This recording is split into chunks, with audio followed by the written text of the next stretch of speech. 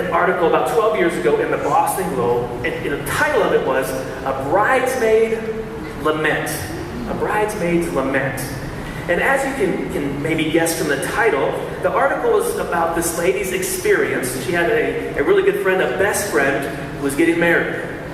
And after the wedding, she was reflecting back on her time at the wedding and that experience with her best friend getting married. And here's just a portion of what she wrote. She said, "It was the wedding of one of my college roommates. In the vows they wrote, the bride and groom gushed about how lucky they were to have found someone who loved them unconditionally. Someone who made any place home. Someone who was their best friend. And I stood there under the flower-covered gazebo thinking, why not me? I was thinking she loves me unconditionally. The house we shared always felt like love. And I thought we were best friends. Surely I can't be the only person who feels like weddings are a bit of rejection. Two people announcing in public that they love each other more than they love you. There's no denying that weddings change friendships forever. Priorities have been declared in public. She'll be there for him in sickness and health. She'll definitely do them part. She'll be there for you on your birthday or when he has to work late. Being platonically dumped, would it be so bad? Right? This is true words. Would it be so bad if people would acknowledge you have the right to be platonically heartbroken?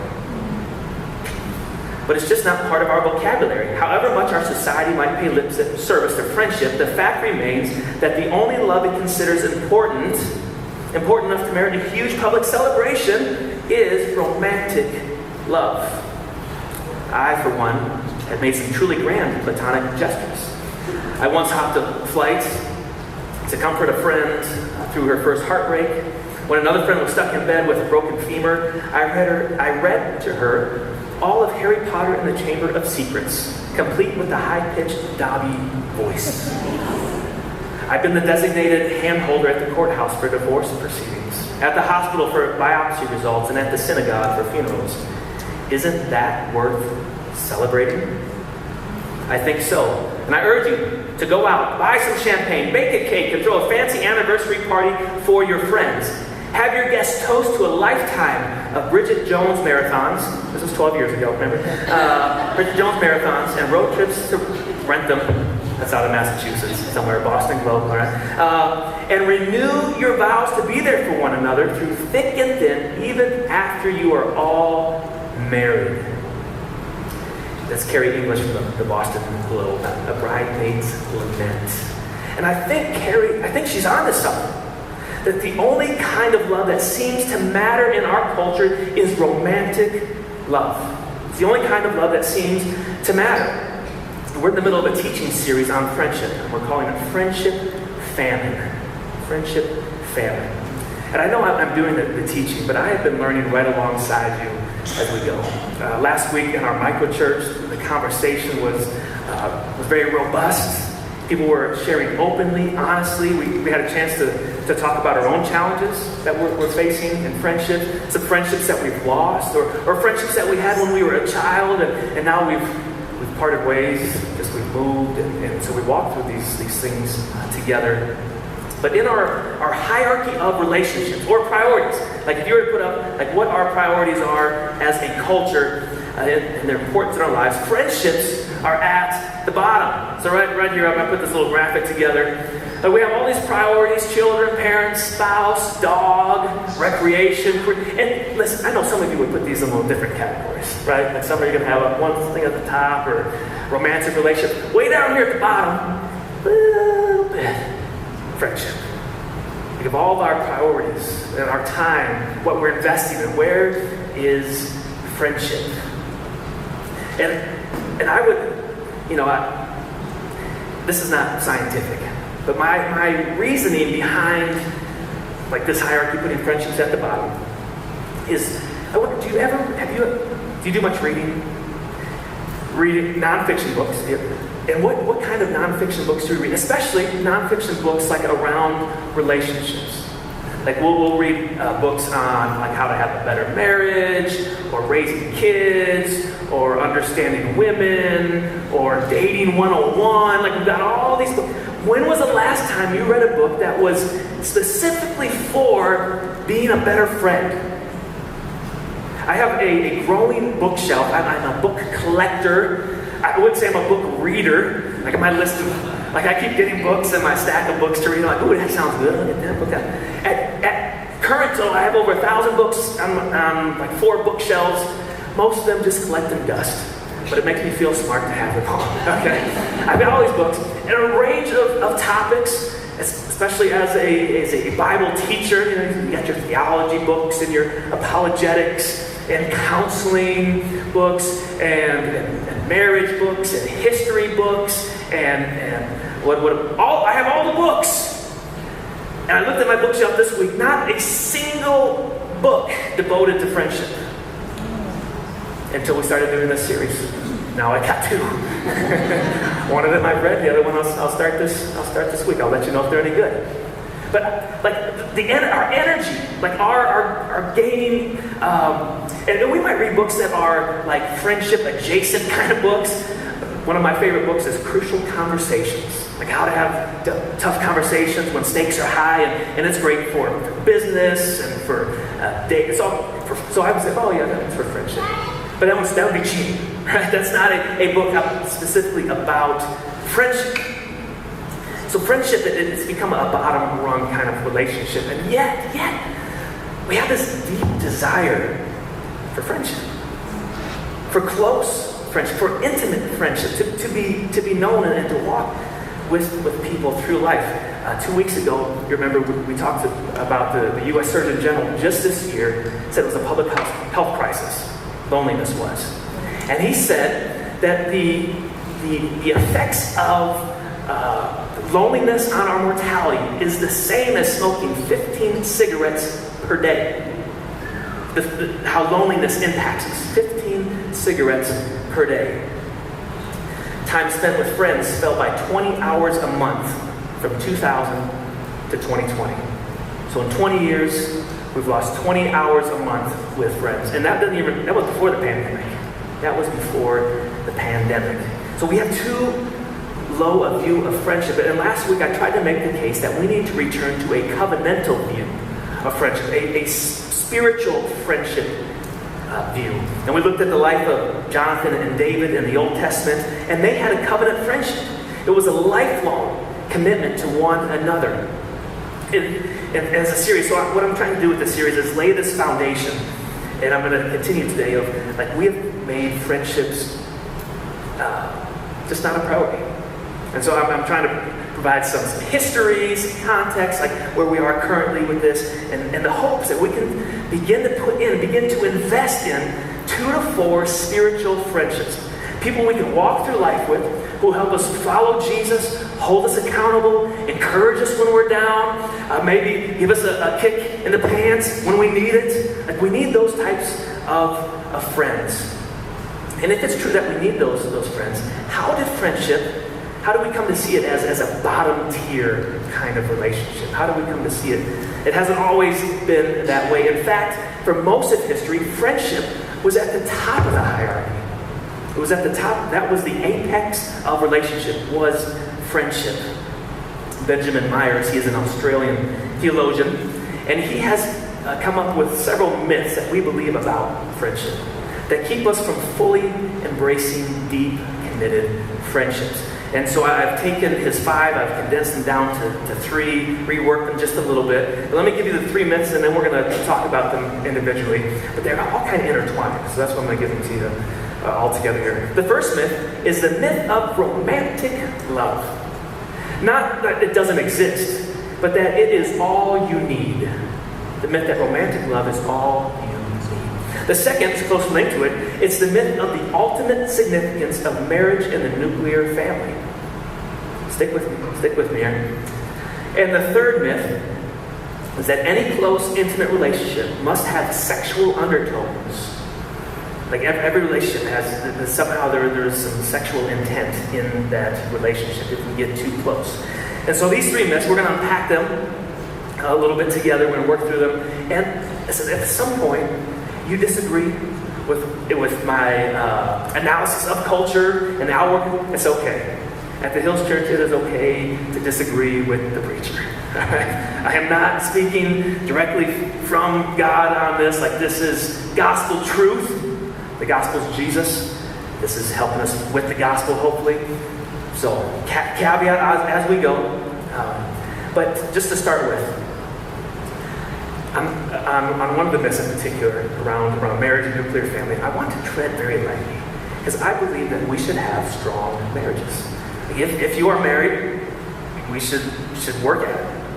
If you have children, you should be a good mother. You should work at being a good father. We need strong families.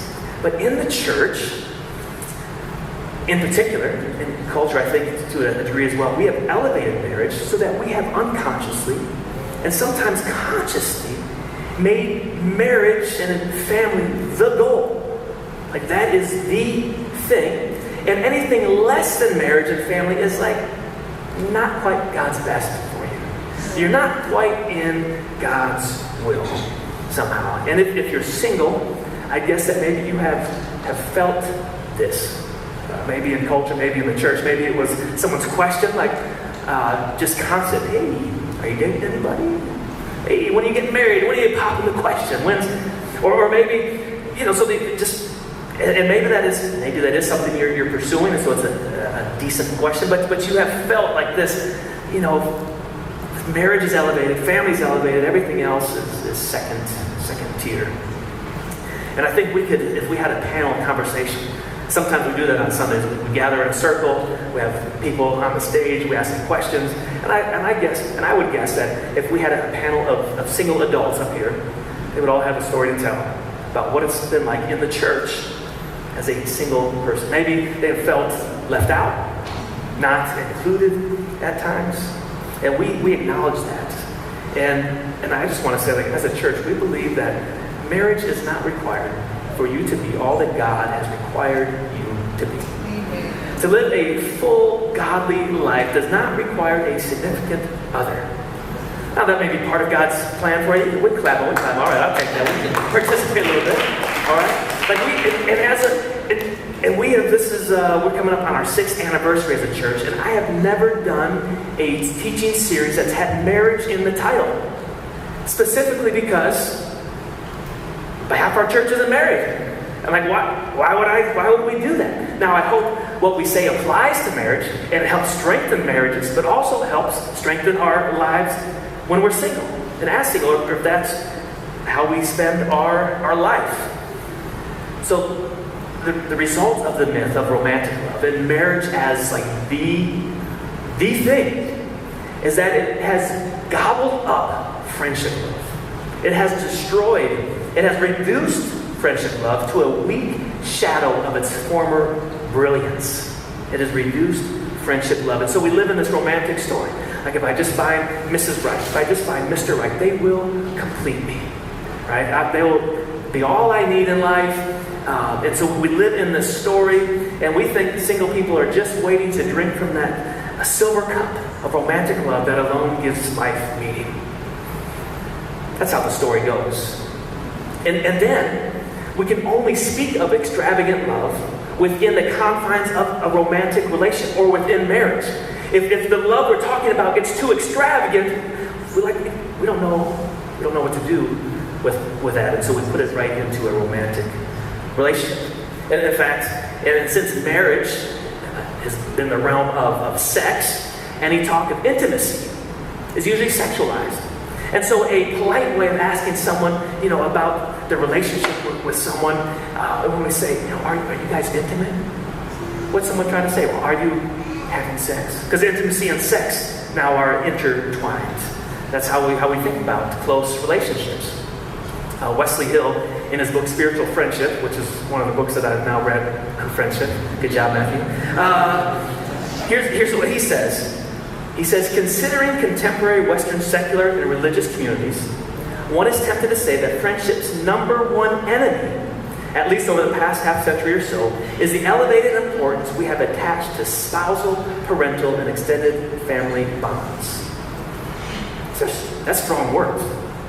Like the enemy of good friendships outside of marriage. these strong family. And Wesley is a Jesus-loving, he's not anti-marriage, but he's just taking a step back and looking at the big picture and how we view friendships, that we have elevated marriage into the nuclear family, and then because of that, it invalidates singleness and friendship, love. And that's the idea from the article I read, right from the Boston Globe. Like, what about friendship? What about the love that I've had towards my best friend? Is that now gone? And so we just don't have categories. We don't have a vocabulary to talk about these types of close friendships anymore. So romantic love, marriage, and family, you add to that the ideas populated by Sigmund Freud. Now, if you've taken an intro to psych course in college, you probably learned about Freud. A lot of his ideas are highly contested. A lot of them have been debunked. But you've probably learned about the id, the ego, the super ego, some of those things, some of those terms. And though a lot of his ideas around psychoanalysis have largely been debunked, there is still this cultural hold that Freud has brought on our culture. And they just had staying power. So Freud was the one who first populated the existence of libido. Now, a youth group from Texas, please don't go home and tell your pastor that Matthew was talking about libido in his sermon on Sunday. And it was really awkward. Don't take a picture of this slide. The next, Jacoby, you want to put the next slide there? I think we've got it. There it is, Sigmund Freud. Yeah, don't take a picture of that one. All right. But it's the idea, so Freud, is that there's this sexual energy with which mental purposes and structures are invested and which generates erotic attachments. And so, if you break that down at base, then all relationships at some point involve some type of eroticism. I think Freud had some issues. But this was like he's gotten into our culture. And you're like, Matthew, where are we going? Hold on. And so if every relationship has a hidden sexual dimension to it, basically what he's saying. So then intimacy is connected to sexuality. If that is true, if what he is saying is true, then having a truly platonic friendship is highly unlikely. It's questionable. And many cultural observers do that. They question close friendships. There's a British philosopher, A.C. Grayling. I'm not familiar with him, but I came across this quote of his, and he exemplifies exactly what I'm talking about. He says, of the famous friendships recorded in history and legend, most are between men, and most of these in turn appear not to be friendships as such, but homosexual loves, which raises the question whether much of the thinking about friendships in classical antiquity and afterwards is about a very special, intense version of it, focused upon erotic attraction and its fulfillment. He has no evidence to back this up. He's looking back at history. He's seeing these close, intimate relationships, especially among men, and saying, they must actually be homosexual. They can't actually, and I'm not saying that none of them were, but I'm saying that's the lens by which we look at these close friendships. So he's saying that the ancient examples of covenant friendship, they're not really about friendship, they're about romance. Niobe Way, she's the director, PhD program at the University of New York, NYU. I can't even say what she does. She's so smart. All right. She leads the developmental psychology department. She directs it. That's what I'm trying to say. She's smart. And she has been studying young boys, adolescents, and their friendships. And she wrote a book called Deep Secrets, Boys, Friendship, and the Crisis of Connection. I have not read the book. I got a summary. But basically, what she found is that when boys in their early teens, and she's interviewing the boys in very intimate terms talk about their friendships and how close they are with one another, and they can be open and they can unburden their deepest secrets, and they find a level of mutual commitment with one another. Yet, as boys become men in Western culture, in the U.S., they become distrustful, they lose these friendships and feel isolated and alone. And they're no longer willing to speak in intimate terms about their friends. And she concludes that these boys find no cultural space for the friendships they once enjoyed. And I think it's because of the myth that we're talking about this morning. The myth that I can't have a close friend because then people will think I'm gay. And I can't separate that enough to have close friendships. I remember in middle school one summer, my best friend, his name was also Matt. Everyone born around 1980, within about 2 years, their name was Matt. Or Matthew. That's just, you look at the charts, Matthew. So Matt Cannon was and we were running buddies. We played basketball together. We hung out. He was over at my house, sleepovers. I was over at his house. We were friends at church. And I remember one summer, it was hot. This is central Illinois. It's humid. And so we go to the public pool, and we're playing in the water. And we're doing this game where we're like going under the water. Our hands are close to each other, and we're trying to push back away from each other to see how far we get. Just a simple middle school boys game. And I don't remember many conversations from middle school. I don't remember even conversations with my parents, though there were lots of conversations with my parents. I remember them. I remember going on vacations. I remember specific things that they said. I did lots of sports. I remember my coaches. I remember who they were. I remember they were a good influence, but I went to church. This is back in the day. Sunday morning, Sunday night, Wednesday night. I don't remember a single sermon. And it breaks my heart as a preacher. You're not gonna remember this sermon next week, okay? I've embraced that. So we're playing this game, and we come out, and there's this other boy, and we're just playing, having a good time, and this other kid, and I remember, what about saying, I remember what he said, and he asked us, he's like, "Are you guys gay?" Because we're two boys, we were being a bit physical, kind of holding hands, I guess, pushing away. And that was, and looking back, and now as I'm studying friendship, something changed that day. Something changed in our friendship. I guess I'm going to have to, I tried to find a picture of Matt and myself this week. Pictures are disorganized, it was a long time ago. And the only picture I found, there was a picture of him, and you could see a picture of my arm. And we are lying on the floor, and we had just woken up from sleeping next to each other in the living room, having a sleepover. A deep friendship. I've moved several times. We moved when I was a freshman in high school, multiple states away. We lost contact. But things were different, and I blame Freud.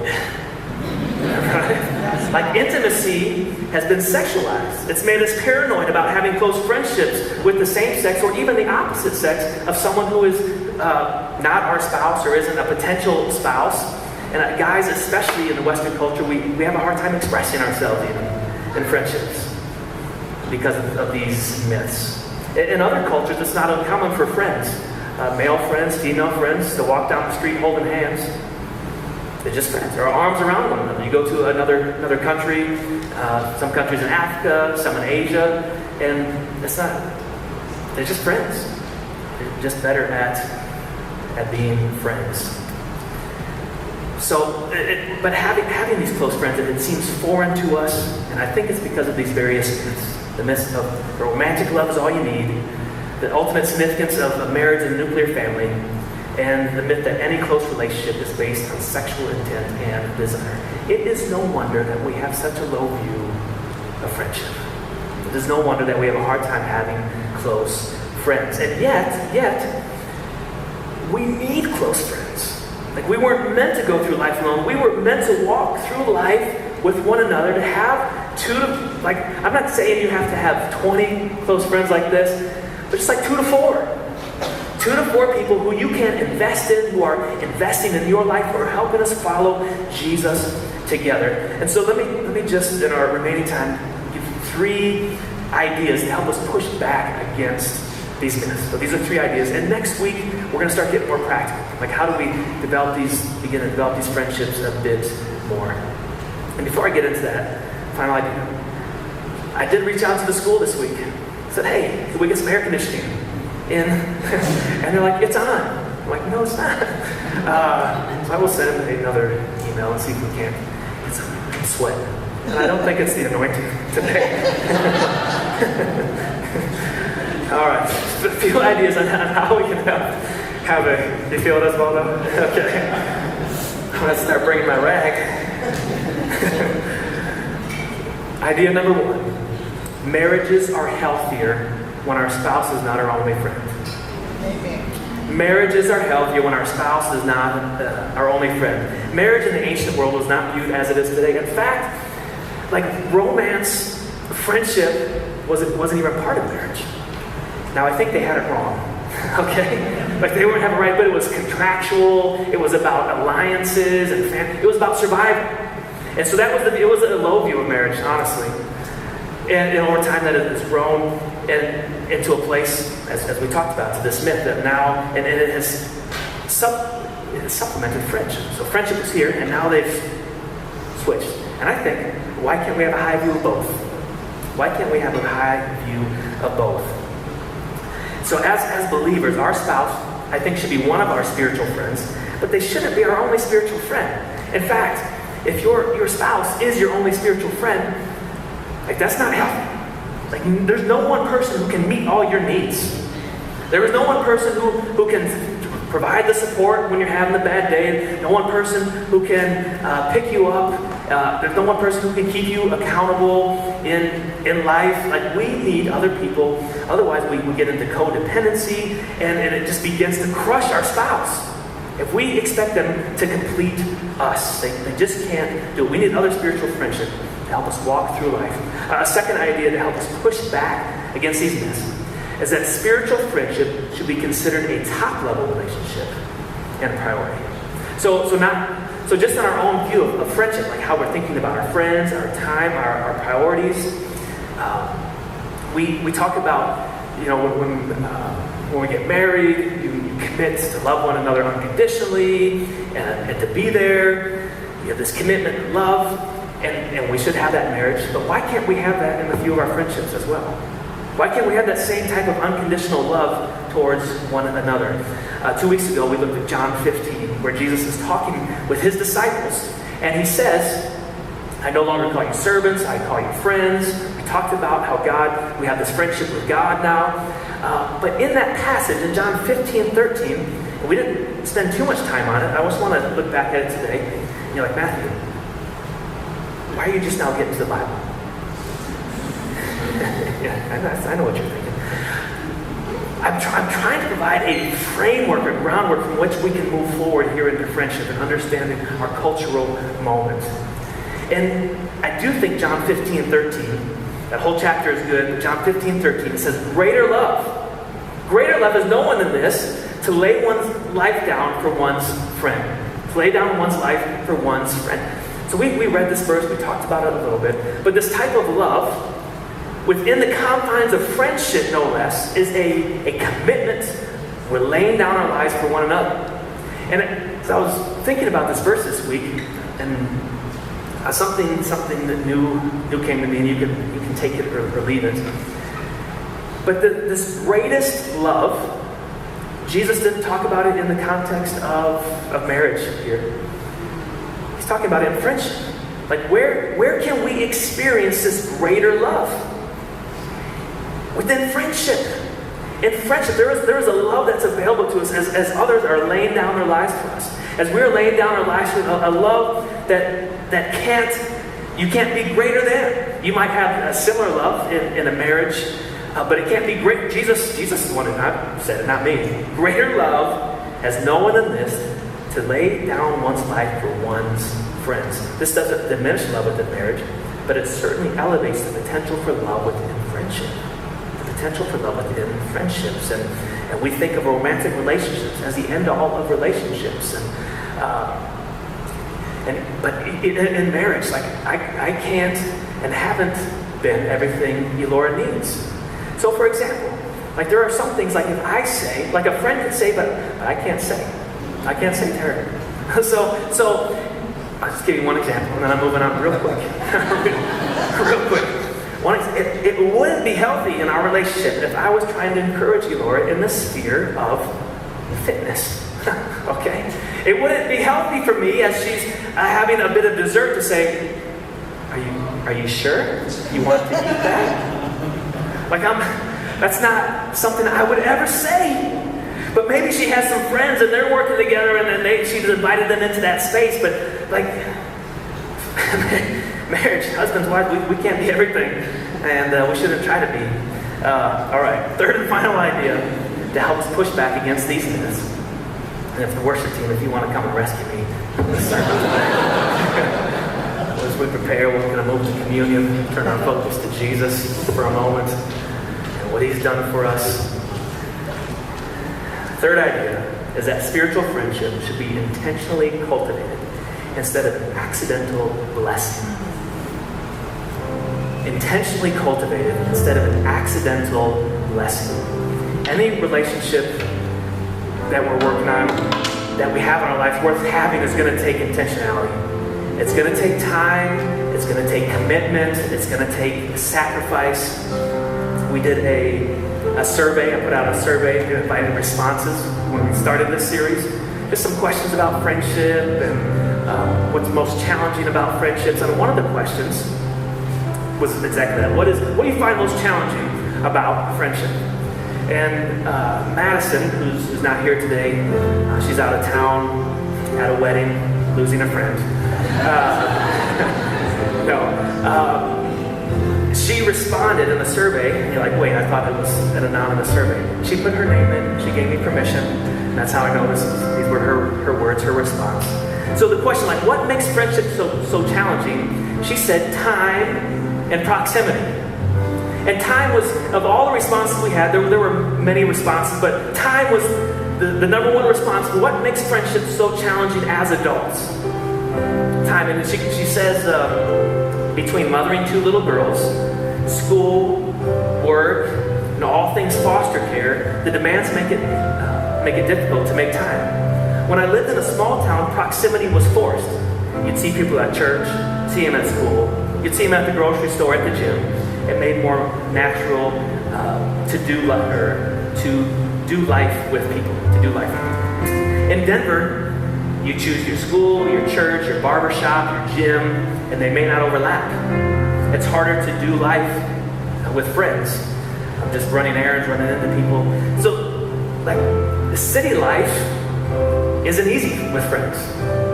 We have so many options, we go so many places, and so that makes it all the more challenging to cultivate these relationships. And we need to be intentional about meeting together, encouraging one another in spiritual friendship. And we're going to talk more about that next week. So just a few questions for reflection for us today that I hope are encouraging kind of questions just to get you thinking a little bit. So who in your life could become a spiritual friend? So we're talking about 2 to 4 spiritual friends, someone who's going to walk alongside you in life, and that maybe I can commit my life. And that's probably not the first thing you want to ask somebody as you get to know a friend like you do, like if you want to make a covenant friendship. But like maybe you're moving that way. Maybe there's someone in your micro church. Maybe there's someone you're an acquaintance with, and you just want to start a conversation. Like, hey, and it's risky. Right? There's risk involved there. In the relationships you already have, how can you bring a kingdom first mindset? How can you be the type of friend that someone else can count on? Is there someone that you can start being committed to and showing them what commitment looks like, being there for them? Do you need to shift some priorities? Is there some ways that you can create time in your life? Do you need to deconstruct friendship myths that you believe? Or some myths that we need to unpack, to work through. We have lost a great deal in terms of friendship and how we understand friendship, but I believe that there is great blessing in pursuing spiritual friendship.